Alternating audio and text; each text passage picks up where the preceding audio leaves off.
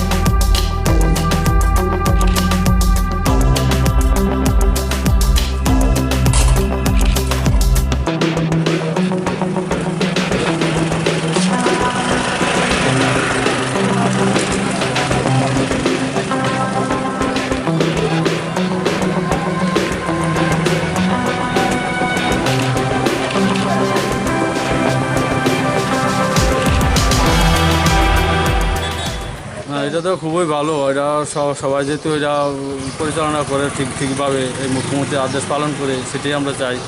এবং আমরা এটা দীর্ঘদিন ধরে করতেছি। আমরা হকারের থেকে আজকে আমাদের কাগজ আছে, হকার সমিতি থেকে মুখ্যমন্ত্রীর নির্দেশ মতো আমরা কাগজ নিয়েছি। সেই কাগজ অনুযায়ী আমরা বাড়ি বাড়ি সাপ্লাই করছি এবং তারা ক্রেতাদেরও উপকৃত হচ্ছে, তারা বাড়ির থেকে পাচ্ছে, সেই আর কি। কোন রুটে যাবেন আপনি?